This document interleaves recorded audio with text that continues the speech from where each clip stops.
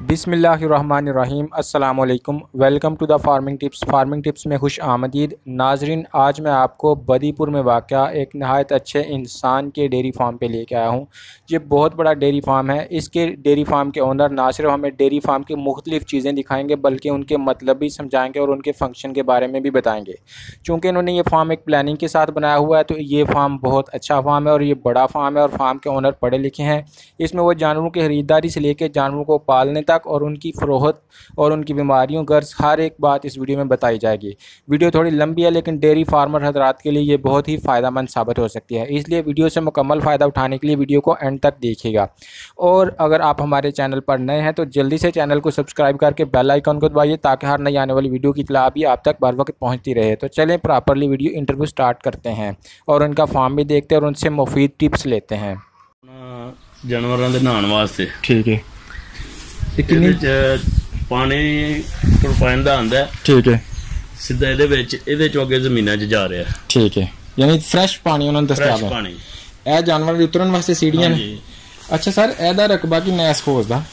ਇਹ ਉਸ ਦਾ ਰਕਬਾ ਹੈਗਾ ਤਕਰੀਬਨ 16.5 ਫੁੱਟ ਤੋਂ 22-25 ਫੁੱਟ ਹੈ, यानी 25 ज़रब 16 फुट। हाँ, ਤੇ ਇਹ ਗਹਿਰਾ ਕਿੰਨਾ? गहरा तकरीबन 3.5 फुट है।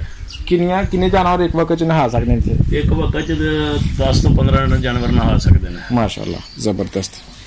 ये तो इनका होल था, इसकी गहराई भी आपको पता चल गई, ये भी पता चल गया इसमें कितने जानवर नहा सकते हैं। तो चलें अब बढ़ते हैं इनके अगले सेक्शन की तरफ। ये पानी जानवरों के पीने के लिए है। ठीक है, तो ये वाला आपने रखा हुआ है? हाँ, जब आप इसको ऑन करें तो पानी खुद ही आ जाता है? पानी खुद आ जाता है। सही है। तो कितने दिनों के बाद आप बदलते हैं पानी? पानी ये 3-4 दिन के बाद की सफाई कर देते हैं। ठीक है। और डेली इसमें कितनी बार पानी डाला जाता है? डेली 2 दफा पानी डाला जाता है, सुबह और शाम? सुबह शाम। और 3-4 दिन के बाद इसकी सफाई भी की जाती है? सफाई भी की जाती है। ठीक है। और ये वो चारा डालने के लिए। इस एक सेक्शन में कितनी लंबाई और कितने जानवर आ जाते हैं इसके अंदर? इसमें तकरीबन 15 जानवर आ जाते हैं एक साइड में? एक साइड में। और दूसरी साइड में? दूसरी साइड में भी 15 आ जाते हैं। लंबाई कितनी है इसकी वैसे? वैसे लंबाई तो इसकी होगी 40 से 50 फुट। 40 से 50 फुट में 15 एक साइड में और 15 दूसरी साइड में, यानी 40 से 50 फुट की जो खुली है उसके अंदर 30 जानवर आप उनको चारा खिला सकते हैं। ठीक हो गया। ये बरामदों के अंदर बनाई हुई है। ठीक है। अगर बारिश पूरे शौक तो अंदर की साइड में पानी चारा डाल देते हैं। बड़ी अच्छी बात सामने आई है कि अगर बारिश हो रही हो तो अंदर की तरफ चारा डालेंगे और खुलियाँ जानवर इधर से भी चारा खा सकते हैं। वो खुली बाहर बनी हुई है, शाम को काटने या जब धूप ना हो उन्हें काटना आप उनको चारा दे सकते हैं। और इन जगहों पे आप इनको बारिश के मौसम में या शदीद सर्दी के मौसम में अंदर चारा खिला सकते हैं। सही हो गया। इनके ऊपर आप देख सकते हैं फैन भी लगे हुए हैं। सब क्या फैन लगाना जरूरी है जानवरों के ऊपर?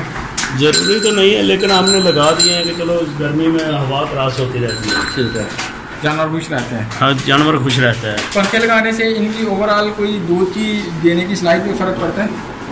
हाँ, वो भी पड़ता है। जब जानवर को गर्मी कम लगेगी तो वो दूध भी अच्छा देगा। दूध अच्छा देगा। ठीक है, यानी जितनी आप सहूलत देंगे उतना ही फ़ायदा। हाँ, ये इस तरफ भी इनकी खूबसूरत बैठ से आप देख सकते हैं। ये इधर भी खुलियाँ बनी हुई हैं। अच्छा सर, ये आपने कितने के जानवर रखे हुए हैं? जानवर मेरे पास तकरीबन कोई 20-25 हैं बड़े। ठीक है। कोई 15 जानवर छोटे हैं। ठीक है। जो इनके बच्चे हैं। ठीक है। बड़े जानवरों में गाय भी आपकी कुछ नज़र आ रही हैं, वो भी शामिल कर रहे हैं आप या वो इसके अलावा है? नहीं, गाय भी इसके अंदर ही है। तो आपने गाय रखी हुई हैं, भैंसें रखी हुई हैं, क्या आप बताएंगे कि इन दोनों में से बेहतर कौन सा रहता है? गाय को रखना बेहतर रहता है या गाय भैंसों को? अगर दूध के लिहाज से देखा जाए तो फिर तो गाय का दूध ज़्यादा है। ठीक है। लेकिन भैंस जो है ना, जी वो तो अपनी मकदार में देगी, लेकिन गाय का दूध जो है ना वो ज़्यादा बेहतर है, ज़्यादा दूध देती है गाय। अगर दूध की मिकदार के लिहाज से देखा जाए तो गाय ज़्यादा दूध देती है और अगर सेल के हवाले से देखा जाए तो भैंस का दूध ज़्यादा बिकता है। हाँ। फिर आप किसको बेहतर समझेंगे? हम तो दोनों को बेहतर समझते हैं क्योंकि हमारा रेट ही एक है। अच्छा, गाय का और भैंस का एक ही रेट चलता है। ठीक हो गया। आप उनको मिक्स करके देते हैं? मिक्स करके देते हैं, सेम रेट पे। Same rate. यहाँ आपका रेट क्या चल रहा है? हमारे इधर रेट चल रहा है 78 रुपीज़ मिक्स्ड दूध का। हाँ, इसका जबरदस्त। ये जो ग्वाले हैं इधर आके ले जाते हैं या आप खुद सेल करते हैं? नहीं, इधर आगे लेके जाते हैं। ठीक है। आपको स्पॉट पे 78 रुपीज़ रेट मिल रहा है, बहुत अच्छा रेट है माशाल्लाह, और वो भी मिक्स दूध का। तो चलिए सर अगले हिस्से भी दिखाइए ज़रा नाज़रीन को अपने फार्म में। साथ साथ अगर आप भैंसों की नस्लों के बारे में बताते जाएं तो ये भी बेहतर होगा। ये कौन सी नस्ल की भैंसें हैं? ये भैंसें जी उधर साहिवाल से लेके आए थे, थोड़ा आगे साहिवाल से लेके आए थे। ठीक है। ये उधर दरिया की साइड से ली थी। ठीक है। दरिया कौन से वाला? दरिया सतलुज जो है ना, यानी मुल्तान के एरिया से? हाँ, मुल्तान के एरिया से ना, बुरा बिहाड़ी के एरिया से ली थी। तो इनको हम कौन सी नस्ल कहेंगे? हमें तो इतना हुआ है क्योंकि दरिया की भैंस जो है ना वो सब कहते हैं कि दूध अच्छा देती है। ठीक है। और आपका एक्सपीरियंस कैसा रहा? अच्छा दे रही है? बहुत अच्छा दे रही है। आपकी जो भैंस ज़्यादा से ज़्यादा दूध देती है वो कितना देती है? तकरीबन डेली का जो है ना वो 15-16 किलो देती है। 15-16 किलो। कौन सी वाली भैंस? वो भैंस उधर है हमारी, देख सकते हैं।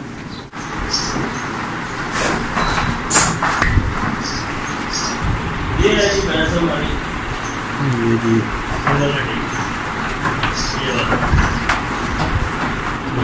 किलो दूध देने वाली भैंस है। कितने की मिल जाती है तकरीबन औसतन? ये इसका जो तीसरा या चौथा सुबह हो वो तो अभी 2.5 से 3 लाख के करीब मिलती है औसतन। औसतन। ठीक है।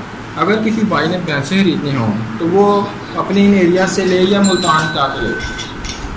इधर भी एरिया में ठीक है, लेकिन मुल्तान साइड से या बुरा बिहाड़ी की साइड से जो भैंस आएगी ना, जी जी, उसके लिए थोड़ा सा आदमी को कोशिश करनी पड़ती है जी जी कि उसको टाइम के साथ मसाला दो, क्योंकि पानी का बड़ा मसला बन जाता है। उस पानी का और इस पानी का बहुत फ़र्क है। ठीक है।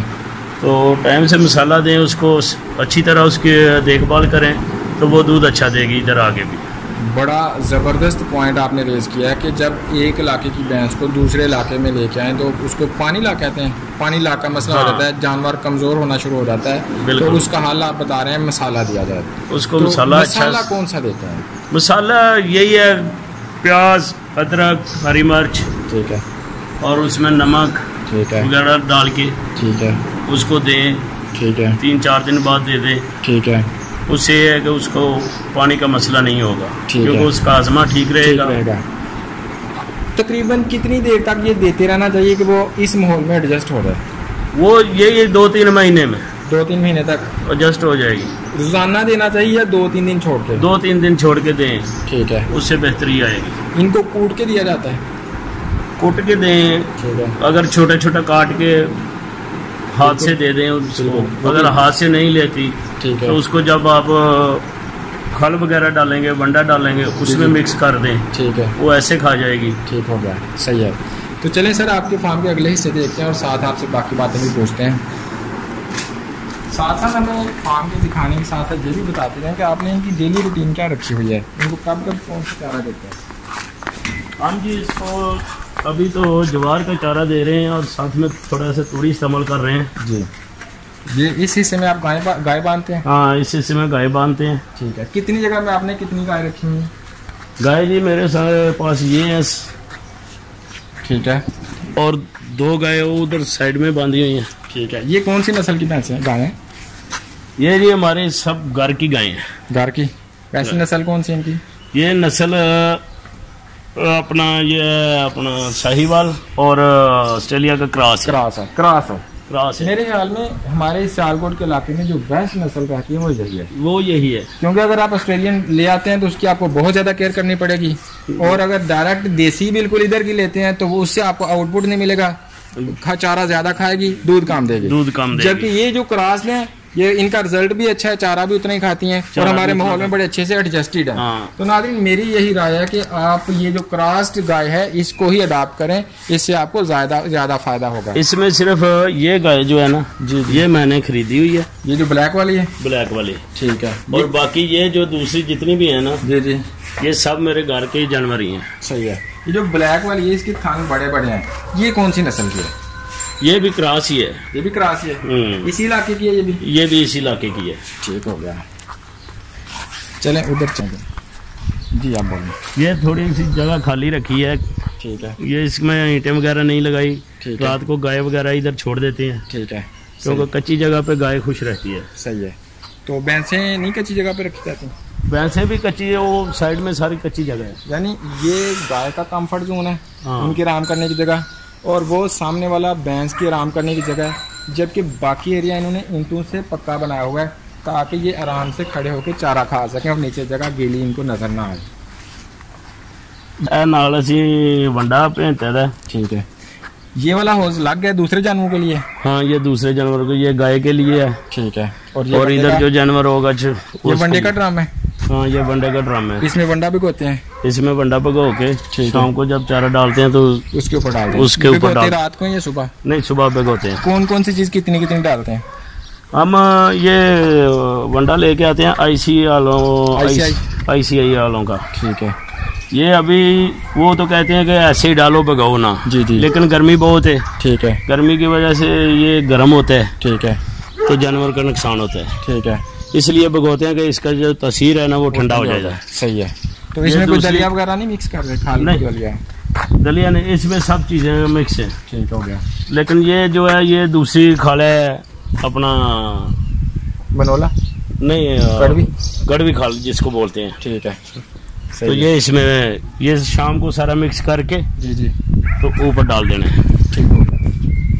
ये छोटे जानवरों का शायद? हाँ, ये छोटे जानवरों का बनाया है क्योंकि दिन को ना बाहर निकल आते हैं, इसलिए इस टाइम पे जो है ना इनको अंदर बैठा देते हैं। माशाल्लाह। आपने, मुझे खुशी हुई है कि आपने छोटे जानवर भी रखे हुए हैं। अक्सर डेयरी वाले छोटे जानवरों से किनारा कशी कर लेते हैं और उनसे जान छुड़ा लेते हैं। नहीं जी, असल में अगर डेयरी फार्म का काम करना है तो जो छोटे जानवर है ना जी जी उनका ही फायदा है। उनका ही फायदा है। अगर ये जानवर नहीं रखेंगे हम तो हमें कोई फायदा नहीं है। ठीक है। मैं यहाँ एक बात करना चाहूँगा। 5-6 महीने के लिए भैंस दूध देती है। ठीक है। उसके बाद वो दूध से कम मकदार उसकी कम हो जाती है। ठीक है।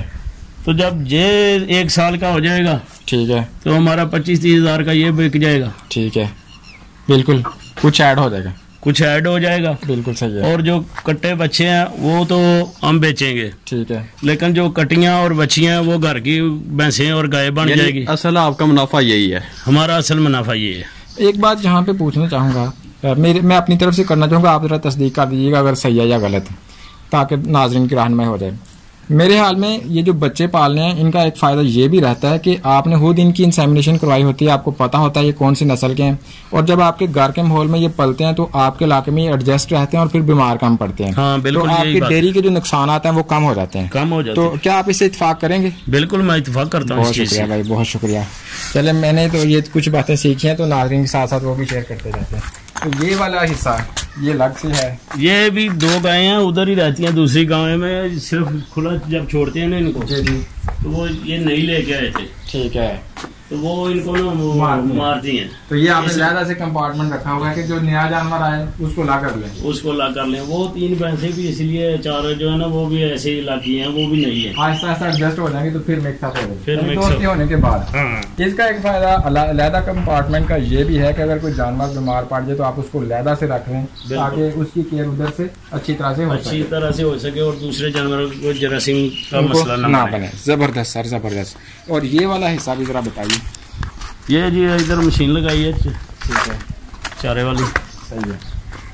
चारा इस रूम में ये कटाई करते हैं, इसकी कुतरते हैं इससे। हाँ, इस रूम में चारा कुतरा जा रहा है। ये सामने चारा आपको नजर आ रहा है, ये चरी है जी, जवार है? चरी है। आपके सर कुल कितने जानवर हैं?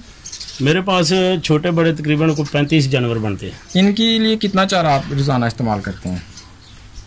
ये तो जी मुलाजिम लेके आते हैं। ठीक है। उनको बस यही बोला है कि जानवरों के जो खुरली है ना उनमें चारा रहना चाहिए। सही है।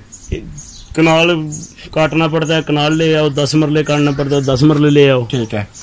तो अच्छा, ये बताएं फिर कि इनके लिए कितना चारा आपने काश्त किया होगा, कितने एकड़? मैंने 4 एकड़ काश्त किया था, जिसमें 1 एकड़ काट के यूज कर लिया, 2 एकड़ काट के यूज कर लिया। ठीक है। और 2 एकड़ और भी बाकी है। तो खत्म तो नहीं होगा ये?